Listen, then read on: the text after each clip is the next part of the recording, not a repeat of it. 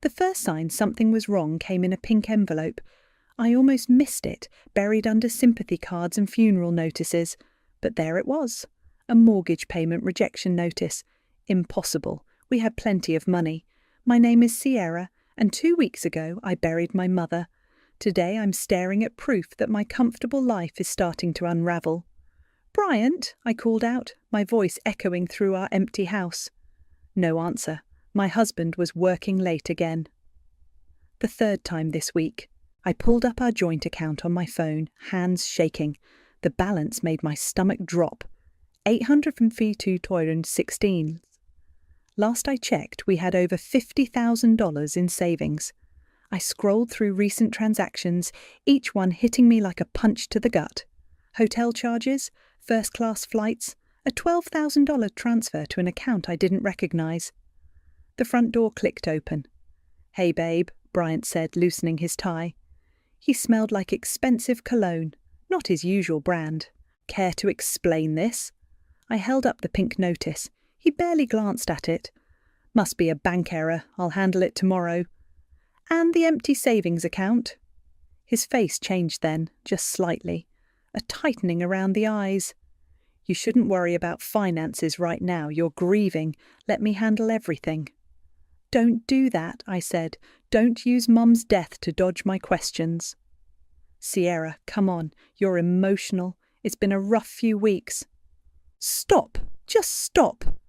I pulled up the transaction history. "What's this hotel charge from last Thursday?" "Business meeting." "In Miami? You told me you were in Chicago." He sighed, running a hand through his hair. "Look, some investments didn't pan out. The market's been volatile. I had to move some money around. $50,000 worth." "You're not thinking clearly," he said, using that patronizing tone he'd perfected lately. "Why don't you take one of your anxiety pills and get some rest?" I wanted to scream, to throw something. Instead, I thought of Mum's last words to me. "Patience reveals all truths." "You're right," I said quietly. "I should rest." Relief flooded his face. He kissed my forehead, a gesture that now felt hollow. "I've got another late meeting tomorrow. Don't wait up." That night, I lay awake remembering Mum's funeral. How Bryant kept checking his phone. How my sister Rebecca showed up late, barely spoke to me, but cornered Bryant for a lengthy conversation I couldn't hear. The next morning, I called Deacon, my friend who works in forensic accounting. "Can you help me trace some transactions?" I asked. Quietly. "Of course. Everything okay?" "No," I said, "but I'm going to find out why." I spent that afternoon in my mother's empty house, sorting through her papers. A photo fell from one of her folders, Mom and me at my wedding, both beaming. Bryant's arm around my waist. All lies. My phone buzzed. A text from Rebecca. "How are you holding up? BTW, did Mum ever discuss the inheritance details with you?" I stared at the message. Rebecca hadn't asked how I was doing since the funeral, but she wanted to know about money. Another notification popped up. Our joint credit card app, a new charge, $4,800 at Tiffany & Co. My hands were steady as I took screenshots. I forwarded them to Deacon, then opened my banking app and began documenting everything. The grief counsellor Mum insisted I see before she died had said something that suddenly made sense. Sometimes the deepest betrayals come wrapped in concern. Bryant came home past midnight. I pretended to be asleep as he showered, erasing whatever evidence clung to his skin. In the darkness, I made a silent promise to my mother. I would be patient, I would be smart, and I would find out exactly what was happening to the life I thought I had. The next morning, another pink envelope arrived. This time, it was a missed payment notice for our car insurance. I added it to my growing file of evidence, right next to the funeral program where Bryant had eulogized my mother so beautifully, calling her the wisest woman I've ever known. If only he knew just how wise she'd been, because somewhere in this house, in these papers, was the truth about my inheritance. And something told me Mom had seen this coming long before I did. I picked up my phone and called Rachel, the therapist Mom recommended. "I need an appointment," I said, "today if possible." "Of course," she replied. What should I put as the reason for visit? I watched another bank alert pop up on my phone, a transfer of $3,000 to an account labelled AS Holdings. Let's call it marriage counselling, I said. For now. These aren't business expenses, Deacon said, spreading bank statements across my kitchen table, unless your husband's company routinely holds meetings at the Four Seasons Resort in Maui. I sipped my coffee, now cold. We'd been at this for hours. Show me everything. First-class tickets to Miami, booked for 2, suite reservations, jewellery purchases, lots of them, and this, he pointed to a highlighted line, a down payment on a luxury condo through Paradise Valley Real Estate Trust. We don't own property in Paradise Valley. No, Deacon said carefully, but someone named Amber Santos does, and Bryant's signature is all over the paperwork.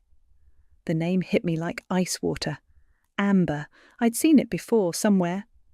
Here. I pulled up my phone, scrolling through old texts. 3 months ago, Bryant mentioned hiring a new marketing coordinator named Amber.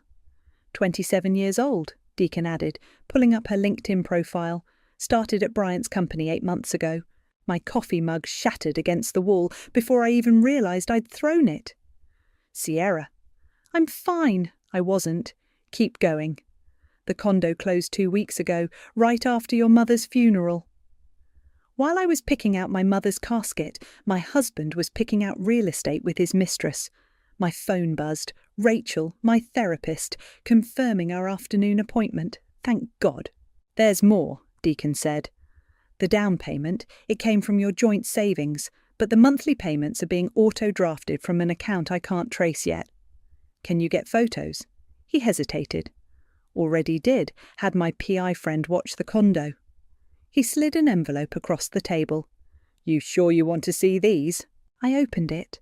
Bryant and a young woman with long dark hair entering the Paradise Valley condo. Him carrying takeout bags, her laughing. Another shot, them on the balcony, his arms around her waist, the same way he used to hold me. The final photo, them kissing in the parking lot next to his car, the same car I'd helped him pick out last year. When were these taken? Yesterday, during his late meeting. My phone buzzed again. Bryant. Working late again, don't wait up, love you. I showed Deacon the text. He swore under his breath. There's one more thing, he said. Your sister, Rebecca? She called Bryant's office multiple times before your mother died, always asking for him directly. The pieces clicked. Rebecca's sudden interest in the inheritance, her private conversation with Bryant at the funeral. I need to go, I said, gathering the photos. I have therapy. Rachel's office was exactly as Mom described it, calm, peaceful, everything I wasn't feeling. Tell me what's happening, Rachel said after I sat down. I placed the photos on her coffee table. My husband is sleeping with his marketing coordinator and spending my money to keep her in luxury. How did you discover this? Bounced mortgage payments, empty accounts, then I started digging. I laughed bitterly. Mum always said I was too trusting. Guess she was right. Your mother meant a lot to you. She was brilliant, successful, built her own empire after Dad left. I wiped my eyes. She tried warning me about Bryant last year, said he asked too many questions about her estate. And how did you respond? I defended him, said he was just being thorough. My voice cracked. I'm such an idiot. You're not an idiot, Rachel said firmly. You're someone who's experienced multiple betrayals while grieving. What do you want to do about it? I thought about the photos, the empty accounts, the lies. I want to destroy him, I whispered, not just leave him, destroy him.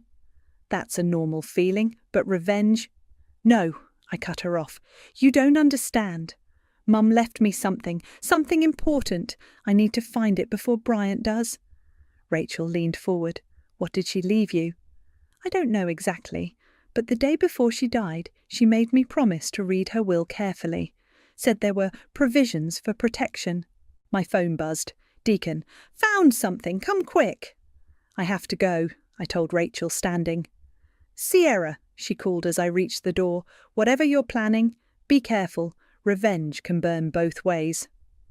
I thought of the photos. Bryant and Amber laughing on that balcony I'd unknowingly paid for. Sometimes, I said, things need to burn. Outside, another text waited. Rebecca. We need to talk about Mum's estate. Bryant mentioned some concerns. I deleted it without responding. Let them think I was still the grieving, clueless wife. They'd learn soon enough just how much my mother's daughter had learned about patience and payback. $8 million, Deacon said, sliding the trust document across his desk. Your mother put everything in a protected trust. Bryant can't touch it, not a single penny. I read through the paperwork, my hands trembling. What does this mean? It means your mother was a genius. Deacon pointed to specific clauses. The trust requires your sole authorization for any withdrawals, no joint access, no spousal rights. She even included a clause preventing access through power of attorney. So all this time, all the money Bryant's been spending, it came from your joint accounts, not the trust. He probably thought he'd get access to the trust after draining your liquid assets. I remembered Mum's last conversation with me, how she'd squeezed my hand and said, "Sometimes love blinds us to truth. That's why we need safety nets." My phone buzzed. Bryant. Need to transfer more money for business expenses? What's the hold-up with the accounts? I ignored it. What happens now? Well, Deacon smiled.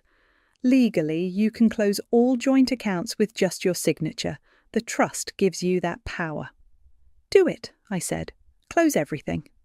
Already did. This morning. My phone buzzed again. Multiple notifications from our banking app. Bryant would be seeing them too. He's going to be furious, I said. Let him. Every purchase he made with Amber, every hotel stay, every flight, it's all documented. And since he moved the money to private accounts without your consent, it's technically financial fraud. A knock at the office door made us both jump. Rebecca stood there, perfectly manicured and wearing our mother's old pearls. "Sorry to interrupt," she said, not sounding sorry at all. "I've been trying to reach you, Sierra." "I've been busy." "So I see." Her eyes flickered to the trust documents. "Having money troubles?" "Nothing I can't handle." "Bryant seems worried. He called me yesterday." "Of course he did." I stood up. "Tell me, Rebecca, how long have you been feeding him information about Mum's estate?" She flinched, just slightly, but enough. "I don't know what you're talking about." "Phone records don't lie, sis. All those calls to his office before Mom died. Did he promise to share the money once he got his hands on it?" "He was concerned about you," she said, but her voice wavered. "After Mum changed her will." "Changed her will?" This was new. Rebecca's face went pale. "I shouldn't have said that." "No, please continue. Tell me how you and my husband conspired to steal my inheritance while my mother was dying."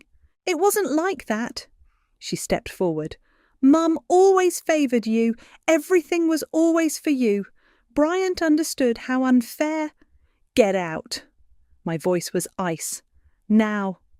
After she left, Deacon whistled low. "Your sister's involved deeper than we thought." "Doesn't matter. She failed." I picked up the trust documents. They all failed. My phone rang. Bryant. I answered on speaker. "What the hell did you do?" he shouted. "All our accounts are closed." "Our accounts?" I kept my voice calm. "You mean the accounts you've been using to fund your love nest with Amber?" Silence. "Sierra, I can explain." "No need. The Four Seasons receipts explained plenty. So did the photos." "Photos? You had me followed." His voice cracked. "Baby, please, we can work this out. The money, I'll pay it all back." "With what money, Bryant? The trust you thought you'd get access to?" Another long silence. "How did you know about the trust?" "Mom told me everything would be protected. I just didn't understand what she meant until now."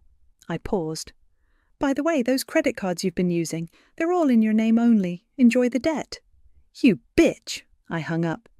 "That," Deacon said, "was ice cold." "No," I replied. "That was just the beginning." My phone buzzed with a text from Rachel. "How are you holding up?" I typed back, "Getting stronger every day." Another message popped up, from an unknown number. "This is Amber. We need to talk." I showed Deacon the message. "Don't respond," he warned. "Not yet. Let them sweat." I gathered my things, including copies of the trust documents. "I need to go home. There's something in Mum's papers I need to find." "The changed will Rebecca mentioned?" "Yes, Mum never told me about any changes." I headed for the door. "And I need to know why." "Sierra!" Deacon called after me. "Whatever you find, remember your mother protected you for a reason. Don't let revenge make you sloppy." I thought of Bryant and Rebecca plotting behind my back, of Amber in that luxury condo, of all the lies. "Don't worry," I said. "I learned patience from the best." Outside, the sun was setting. Somewhere across town, Bryant was probably panicking, realizing his carefully laid plans were crumbling. Good. Mum always said karma works on its own timeline, but sometimes karma needs a little help. The memory hit me as I sorted through Mum's papers. Rebecca, age 16, screaming at our mother, "You always loved her more." I was 18 then. Mum had just announced she was paying for my college tuition. Rebecca's grades weren't good enough for the same offer. Now, 15 years later, I found what I was looking for, Mum's original will, dated 3 months before her death. And there, paper-clipped to it, a handwritten note. "My dearest Sierra, if you're reading this, someone has betrayed you. Call this number. Love, Mum." My hands shook as I dialed. "Harrison and Wade Law Offices," a receptionist answered. "I need to speak with Kelvin Wade. My mother was Louisa Reynolds." Silence then. "One moment, please." A deep voice came on the line. "Sierra, I've been waiting for your call." "You knew my mother?" "I was her lawyer for 20 years. She left specific instructions about the changed will." "What changes?" "Not over the phone. Can you come in?" "Now?" 40 minutes later, I sat in a plush office, while Kelvin, a distinguished man in his late 40s, pulled out a thick file.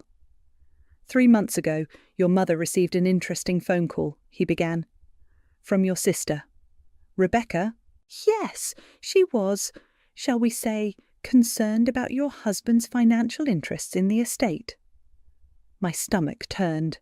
"What did she tell Mom?"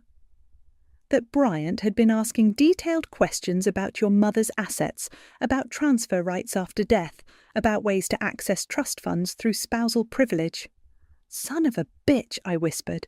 "Your mother was very calm about it. She said, 'Now I know who to watch.'" Kelvin smiled. "That's when she changed her will." He handed me a document. "She removed the standard inheritance structure and created the protected trust, but there's more." I scanned the papers. "What am I looking at?" "Your mother added a clause. Any debts incurred by your spouse using joint assets can be legally transferred to his sole responsibility." "Wait," I sat up straighter. "You mean all those charges Bryant made? The hotels, the condo, the gifts for his mistress? They're his debt now, only his." A laugh bubbled up from my chest, half joy, half disbelief. "There's something else," Kelvin said. "Your sister's call wasn't the only warning sign. We traced a series of emails between Bryant and Rebecca, dating back 6 months before your mother's death." He pushed a folder across the desk. Inside were printed emails, dozens of them. "I can get half the trust fund if we play this right," Bryant had written. "Just keep feeding me information about your mother's estate plans." Rebecca's response: "What's in it for me?" 20%. Once I have control, I'll make sure you get what you deserve." My vision blurred with tears, of rage, of grief, of vindication. "Mum knew," I whispered. "She knew, and she protected me anyway."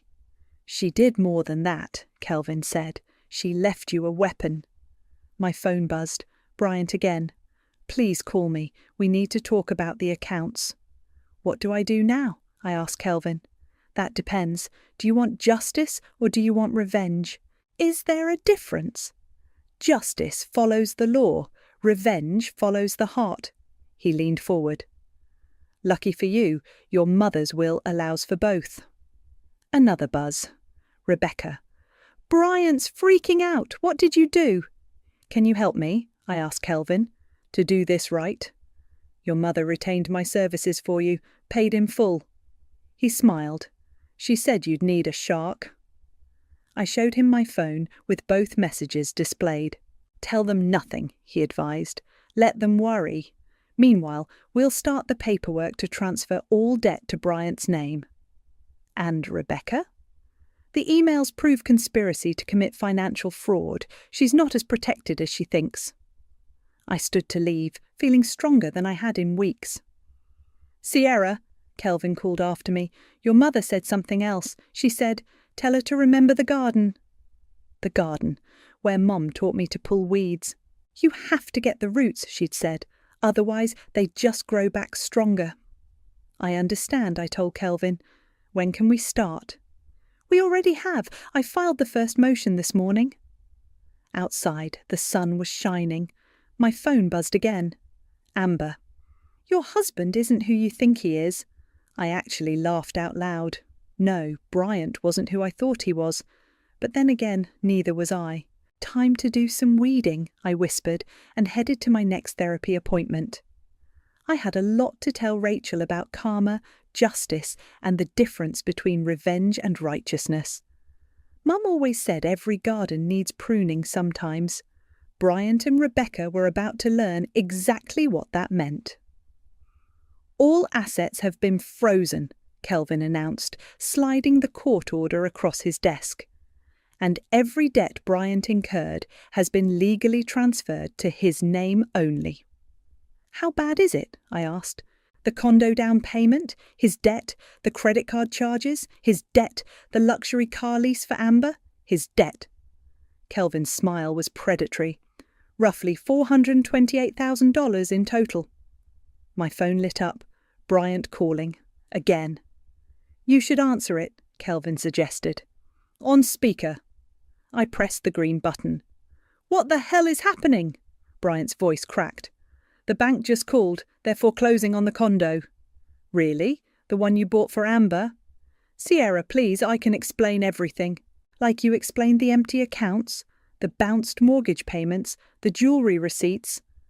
I made some mistakes, he said, but this is cruel. You're destroying my life. No, Bryant, I'm just making you pay your own bills. The credit card companies are calling. They're saying everything's in my name now. How did you... Mum's will had some interesting clauses, I cut in, about protecting her daughter from financial fraud. Silence. You knew about the trust, he finally said, all this time? No, Mum knew about you all this time. The line went dead. Kelvin nodded approvingly. Well handled. Now, about your sister? A commotion outside interrupted him. Rebecca burst through the door, face flushed. You vindictive bitch, she screamed. Bryant just lost everything. Funny how karma works, I replied calmly. He was trying to help me. Mum left me nothing. Nothing. He promised to share the money once he stole it from me. I stood up. Those emails between you two were pretty clear about the plan. She paled. What emails? The ones where you agreed to help Bryant steal my inheritance for 20%. I stepped closer. Tell me, what's 20% of zero? Ms. Reynolds, Kelvin interrupted smoothly, you're not authorised to be here, and given the evidence of conspiracy to commit fraud, I suggest you leave before we contact the authorities. Rebecca's hands trembled. You can't prove anything. Actually, I pulled out my phone, playing a recording. We can. Her own voice filled the room. Just keep feeding me information about your mother's estate plans. You recorded our calls? She whispered. No, Mum did, right after you warned her about Bryant's questions. I smiled. She didn't just change her will that day. She started gathering evidence. Rebecca stumbled backward. This isn't fair. You always got everything. I got what I earned, I snapped. While you were partying through college, I was helping Mum build her business. While you were demanding handouts, I was learning from her. Ladies, Kelvin warned, let's keep this professional. My phone buzzed. Amber again. We need to meet. There's something you should know. I showed Kelvin the message. Set it up, he advised, but in public, and wear this. He handed me a small recording device. Rebecca was still standing there, shell-shocked. What happens now? Now? I gathered my things. Now you get to watch everything fall apart, just like you and Bryant planned for me. I'll tell everyone what you did, she threatened, how you ruined him. Go ahead, tell them how Mumswell protected me from my husband's attempt to steal my inheritance. Tell them how you helped him plan it during her final months. I reached the door. Tell them everything. Outside, another text waited. Bryant. Please, I'm begging you, the banks are calling in all the loans. I forwarded it to Kelvin with a simple message. Start the divorce proceedings. My next stop was Rachel's office. She listened quietly as I explained everything. How do you feel? She asked when I finished. Powerful, I admitted, but also tired. Revenge takes energy, she noted. Are you ready for what comes next? You mean meeting Amber? I mean living with the consequences of all of it. I thought about Mum's last lesson, about gardens and weeds and patience. I'm not doing this for revenge anymore, I said. I'm doing it for truth. My phone lit up. A message from Deacon. Just traced the money trail. You need to see this. Amber isn't who we thought. Then another text from Amber herself. Starbucks, tomorrow, 2 p.m. There's something about Bryant you need to know. I showed Rachel the messages. Be careful, she warned. Sometimes the truth is more complicated than we expect. I know, I said, touching the recording device in my pocket, but Mum always said knowledge is power. And tomorrow I'd find out just how powerful the truth could be. Amber was already waiting when I arrived at Starbucks, stirring her drink with perfectly manicured nails. She looked younger in person than in the surveillance photos, barely pushing 30. Thanks for meeting me, she said as I sat down. Let's skip the pleasantries. I placed my phone on the table, recording app running. You wanted to talk, so talk. She smiled, not the guilty smile I expected, but something sharper. You think you know what's happening here, don't you? I know my husband drained our accounts to keep you in luxury. Your husband, she laughed, is an idiot, and you're not the first wife he's tried to rob. That hit me like a slap. What? Bryant was married before. Did he tell you that? To a woman in Florida, left her bankrupt too. I gripped my coffee cup tighter. You're lying. Amber pulled out her phone, pulled up documents. Margaret Stevens. Married to Bryant Clayton for 14 months in 2018. He cleaned out their joint accounts, claimed business investments gone wrong, then disappeared. How do you know this? Because I'm not really a marketing coordinator. She leaned forward. I work for an insurance fraud investigation unit. Bryant's been on our radar for years.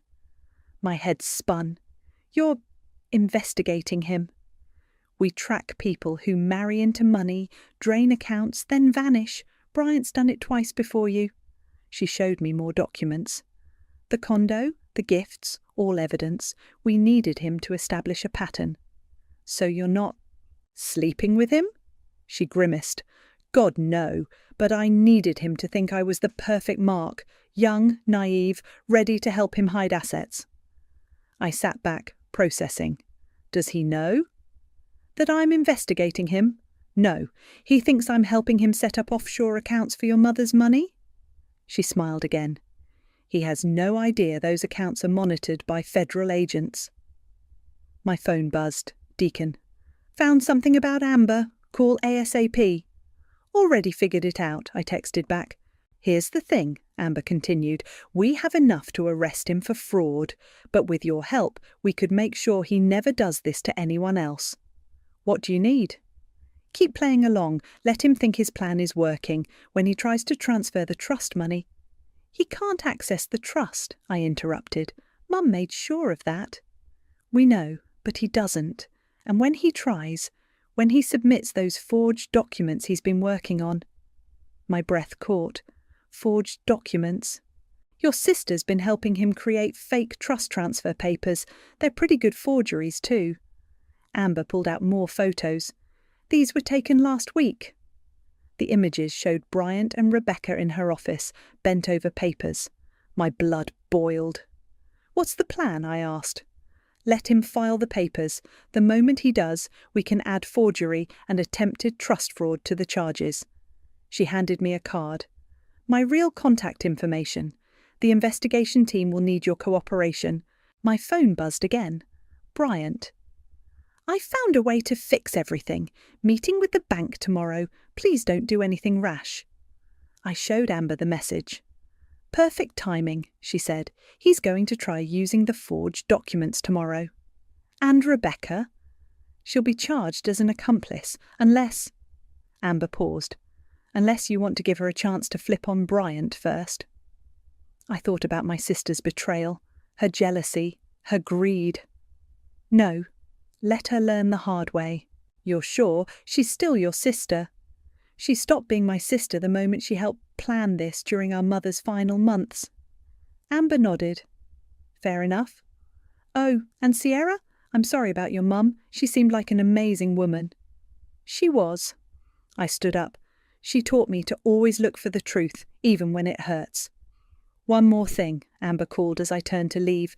Bryant's planning to run. He bought plane tickets to the Cayman Islands for next week. Let me guess. First class? Of course, using your credit card. I smiled. Except it's his credit card now, and it's about to be declined. Outside, I called Kelvin. Did you meet with Amber? He asked. Yes, and we need to move fast. Bryant's making his play tomorrow. The forged documents. You knew? We've been working with the fraud unit for weeks. Your mother contacted them before she died. Of course she did. Mum always played the long game. I had one more call to make, to Rachel. How did it go? She asked. Better than expected. Turns out Mom wasn't just protecting me from a thief, she was helping catch one. And how does that make you feel? I watched another text from Bryant pop up. Baby, please, I love you. Let me make this right. Like my mother's daughter, I replied, ready to finish what she started. Tomorrow, Bryant would learn the true cost of underestimating not just one, but 3 women. My mother, who saw him coming, Amber, who tracked him down, and me, who would make sure he never did this again. The courthouse hallway felt colder than I remembered. Bryant sat on a bench outside the courtroom, head in his hands, his expensive suit now wrinkled. Rebecca paced nearby, shooting nervous glances at the federal agent standing by the door. Ready? Kelvin asked, touching my arm. More than ready. We entered courtroom B just as Bryant's lawyer was setting up his documents, the forged ones, though he didn't know that yet. All rise, the bailiff called. Judge Martinez took her seat, reviewing the papers before her. This is regarding the Reynolds trust dispute and divorce proceedings. Yes, Your Honour, Bryant's lawyer stepped forward. We have documentation proving my client's right to access the trust funds as a marital asset. Objection, Kelvin stood. Your Honour, before we proceed, we have evidence that those documents are forgeries. The room erupted in whispers. Bryant's face went pale. That's a serious accusation, Judge Martinez warned. We have federal agents present who can verify the forgery charges. Kelvin gestured to Amber, who stood in her official capacity, badge displayed. Along with evidence of a pattern of similar financial fraud in other states. Bryant jumped up. This is ridiculous. Sierra, tell them. Sit down, Mr. Clayton, the judge ordered. Ms. Reynolds, do you wish to make a statement? I stood, my voice steady. Yes, Your Honour. Those documents were forged by my husband and sister in an attempt to steal my inheritance. We have surveillance photos, email evidence, and testimony from federal investigators proving this conspiracy. Rebecca gasped. Bryant's lawyer frantically flipped through his papers. Furthermore, I continued, my mother's will specifically protected against this type of fraud. All debts incurred by my husband using our joint assets have been legally transferred to his name alone. Your Honour, Bryant's lawyer interrupted, we weren't aware of any federal investigation. Because your client was the target, Amber stepped forward, presenting her credentials.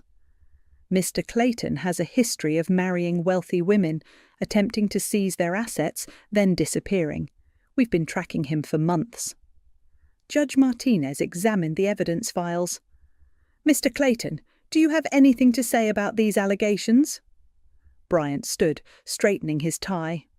"Your Honor, this is all a misunderstanding. My wife is emotional after her mother's death." "The death you discussed with my sister while planning to steal my inheritance?" I interrupted. "The death that you saw as an opportunity?" "Ms. Reynolds," the judge warned, but I could see approval in her eyes. "Your Honor," Kelvin spoke up, "we have recorded conversations between Mr. Clayton and Rebecca Reynolds plotting this theft during Mrs. Reynolds's final months. Would you like to hear them?" Rebecca burst forward. "It wasn't my idea. Bryant said we'd split the money." "Shut up!" Bryant shouted. "Order!" Judge Martinez banged her gavel. "Mr. Clayton, based on this evidence, I'm denying all claims to the trust funds. Furthermore, I'm authorizing the federal agents to take you into custody for questioning regarding multiple fraud charges." 2 agents moved forward as Bryant tried to bolt for the door. They caught him easily. "Sierra, please," he begged as they cuffed him. "I did it for us."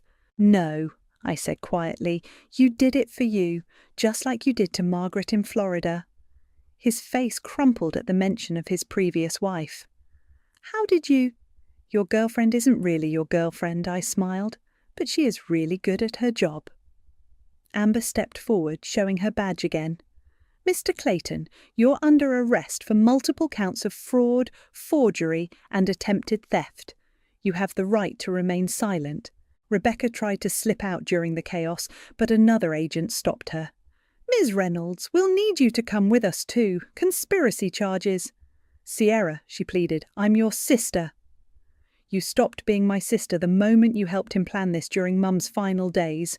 Judge Martinez banged her gavel again. "In light of these developments, I'm granting an immediate divorce decree. Ms. Reynolds, the trust remains solely in your name, and all debts incurred by Mr. Clayton are his responsibility alone." I watched as they led Bryant and Rebecca away in handcuffs. "Your mother would be proud," Kelvin said softly. My phone buzzed. "Rachel. How did it go?" I typed back, "Justice served, Mum's way." Outside the courthouse, Amber caught up with me. "We'll need you to testify when this goes to federal court." "I'll be there," I promised, "for Margaret too." "You know what's funny?" Amber said. "Bryant kept calling you naive, but your mother built this trap months ago, and he walked right into it." I thought about Mum's last words to me. Sometimes the best revenge is simply letting truth come to light. She was right, as always. The truth had come to light, and it had burned brighter than any revenge I could have planned. Now I just had one last thing to do: visit Mum's grave and tell her how it all played out. She'd appreciate that. She always did love a good story about justice served. "Did bringing him down give you peace?" Rachel asked, studying my face across her office. I placed a newspaper on her coffee table. The headline read, "Financial Predator Sentenced, Man Gets 12 Years for Multi-State Fraud Scheme." "Not peace exactly," I said, "but clarity." "Tell me about the sentencing." Bryant cried when they read the verdict, begged for mercy, claimed he'd changed. I laughed softly. The judge wasn't moved, especially after Margaret testified about how he'd left her homeless. "And your sister?" 3 years with restitution payments. She wrote me a letter from jail trying to explain. I pulled out the crumpled paper. "Want to hear it?" Rachel nodded. "Dear Sierra," I read, "I've had time to think about what jealousy cost me. Not just my freedom, but my sister, my family.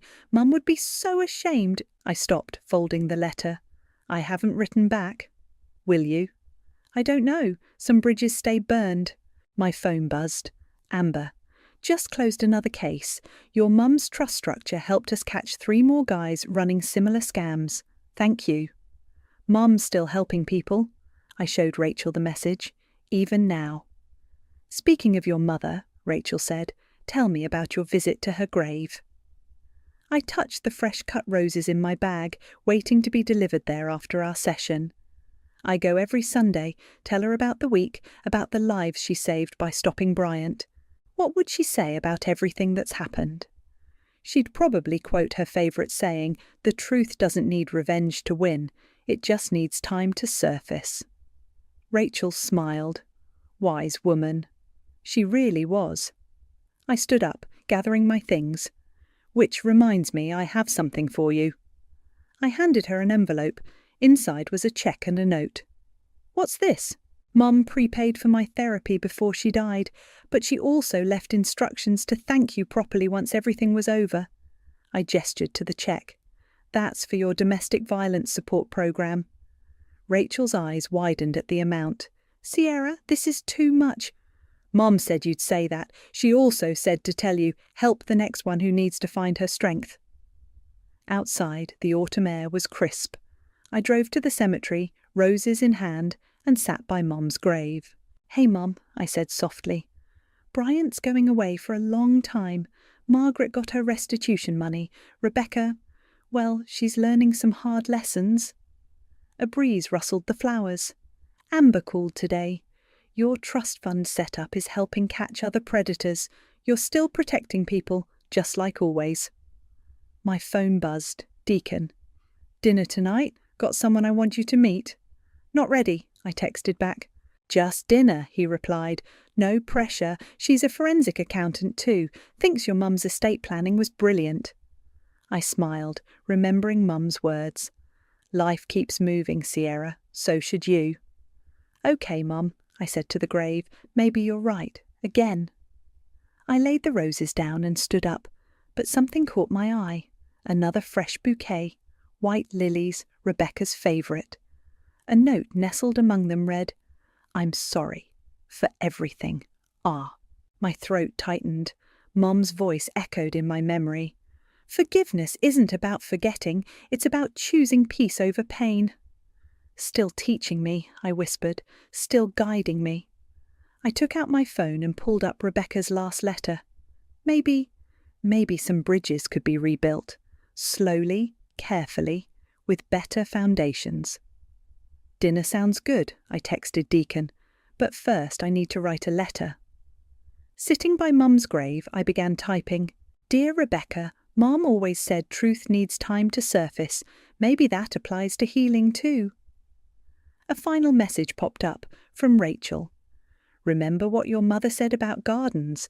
Sometimes after weeding, new things can grow. I looked at the roses and lilies side by side on Mum's grave. Different flowers, but both reaching for the same sun. I know, Mum, I said softly. I know. Time to plant something new. Standing up, I felt lighter somehow. Not healed, not completely, but ready. Ready to see what might grow in this garden I'd cleared of weeds. Ready to honour Mum's legacy, not just through justice, but through growth. After all, that's what she'd really been protecting all along. Not just my money or my future, but my chance to bloom again after the storm. And somewhere, I knew she was smiling, watching her daughter finally step into the sun,